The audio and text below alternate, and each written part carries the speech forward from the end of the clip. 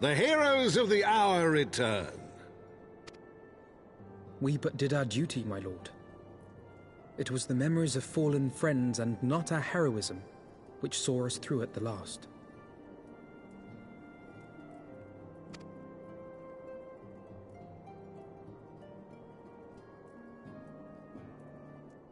I gave every ounce of my strength, but mine efforts would have counted for naught had the Warrior of Light not arrived to challenge the Great Worm.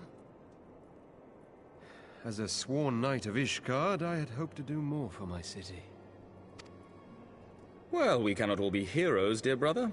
Let us put away our pride for a moment and revel in the valiant deeds of our comrade. For your sterling service to Ishgard, we salute you.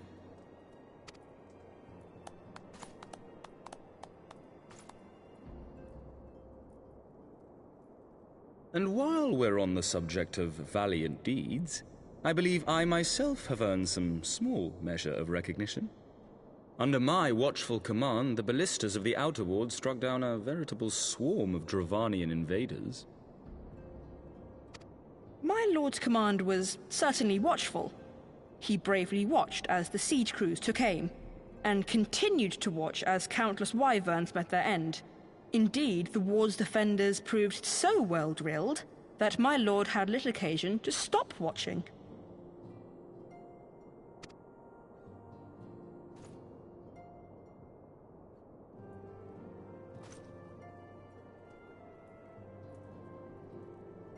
There will be time enough to determine who is most deserving of recognition later. Our friends are doubtless weary from their exertions. I had chambers prepared in expectation of your return. You are welcome to retire at your leisure.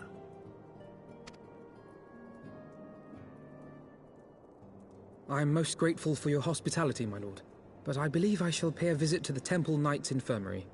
Pray excuse me.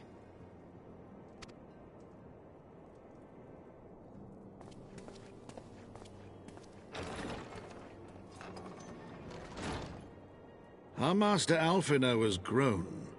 The plight of his stricken brother-in-arms pains him more than his own hurts. In which respect he has come to resemble you, Warrior of Light.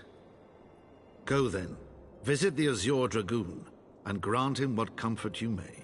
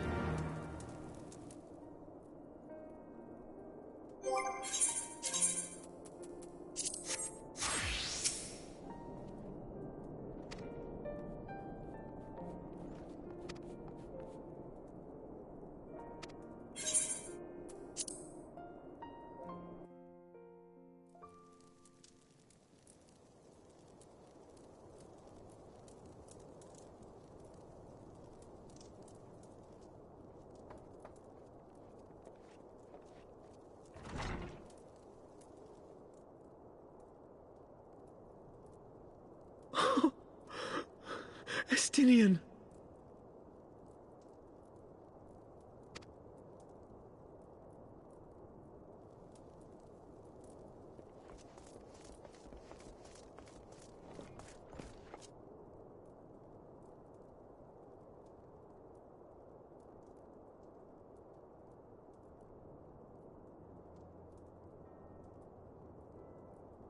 Cease your mewling, boy.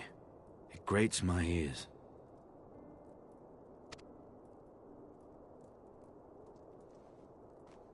Forgive me. When I saw you awaken, I could not... It was such a relief. We feared you might never wake up.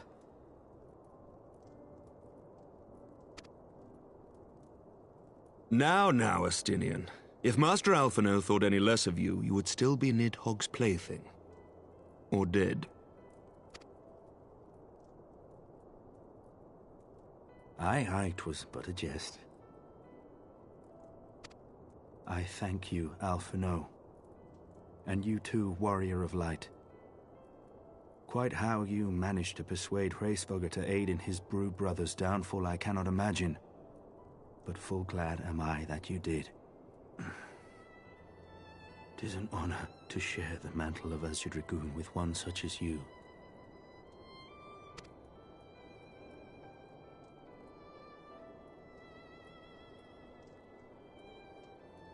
I, for my part, owe you an apology. When last we met, I did willingly loose an arrow at your heart. Can you forgive me? There is naught to forgive, Hameric. You but acted in defense of Ishgard as is your duty. Were you any less single-minded about it, I would not follow you into battle, nor trust you at my back. Besides, I had come to the selfsame conclusion, that I would have to perish for Nidhogg to be stopped. So let us dispense with the hand-wringing. I have heard enough mewling for one day. Oh!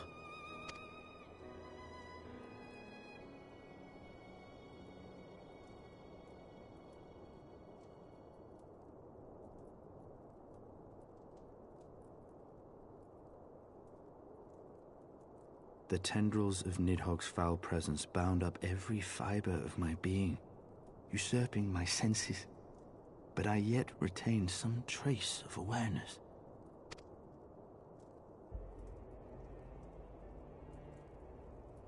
The worm's mind was as a vast and tumultuous sea. Endlessly its black waters churned, his grief and despair at Ratatoska's murder never calming, never receding. Driven by this surging current came wave upon wave of unrelenting rancor. It was the very image of my own heart. There I saw the dark reflection of the hatred I felt after Nidhogg slew my family, when no path remained save vengeance against dragonkind.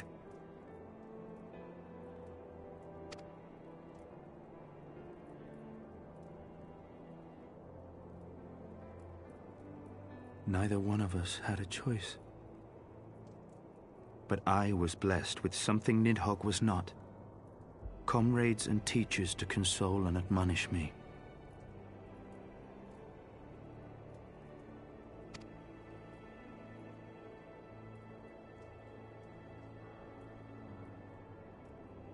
Had I not had them to gainsay my obsession, it would surely have consumed me as Nidhogg's did him, and we would have been in all respects alike.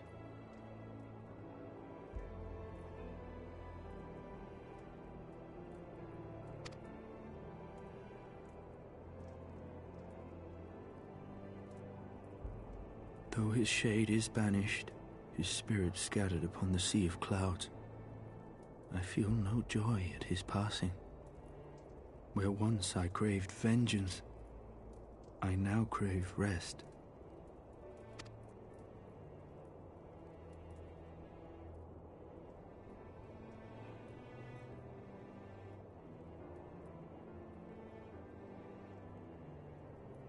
Lord Commander, my hunt is at an end. I would lay down the mantle of Azure Dragoon. My friend.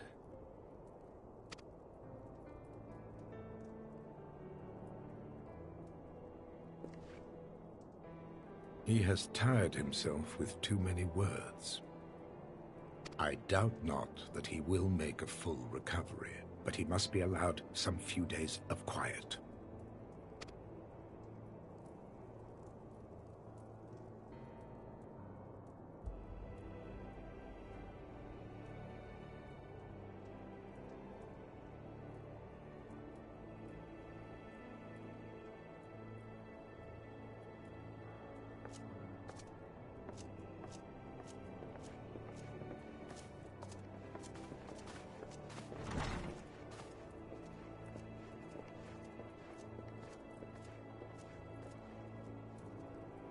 I too must see my path to its end. Sleep well, my friend.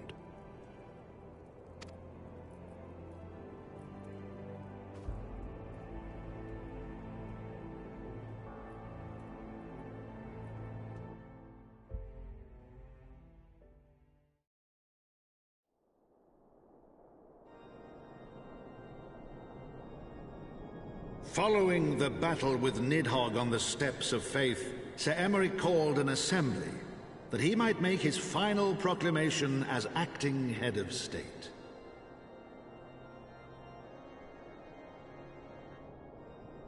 "'Twas there, with one decree, that the 1,000-year rule of the archbishops was ended, paving the way for a new republic. The governance of Ishgard would now be placed in the hands of high and lowborn alike, their ranks represented by the newly founded House of Lords and House of Commons. Church was separated from state. The foundation for change had been carefully laid, and the reforms proposed by Ishgard's new government passed into law without incident. His duty done, Emeric de Burrell gladly stepped down from the Archbishop's dais, only to be raised unto the highest seat in the House of Lords.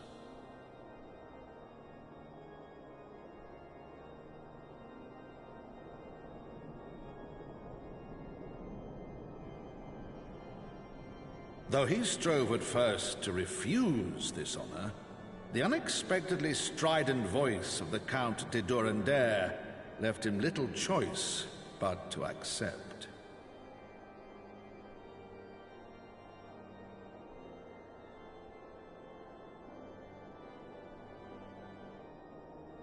And so it was that the winds of gentle revolution came to stir.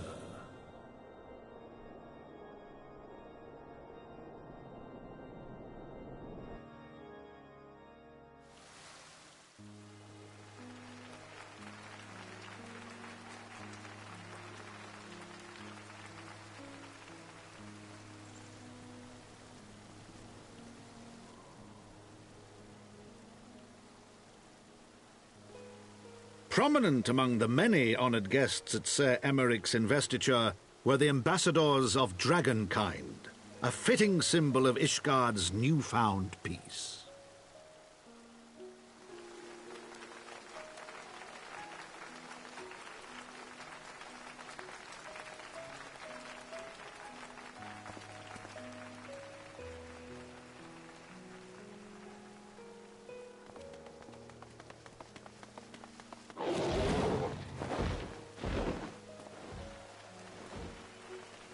The people looked on in awe as he soared through the heavens on Dragonback.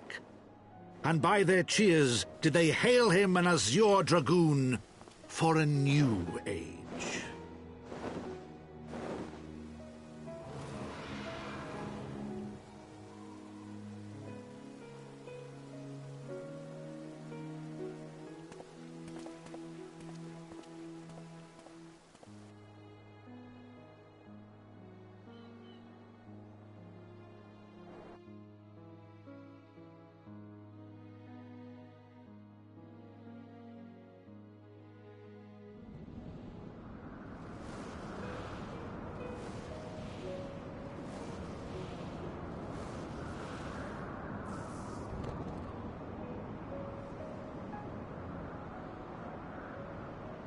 Thus were the notes of the Dragonsong rewritten.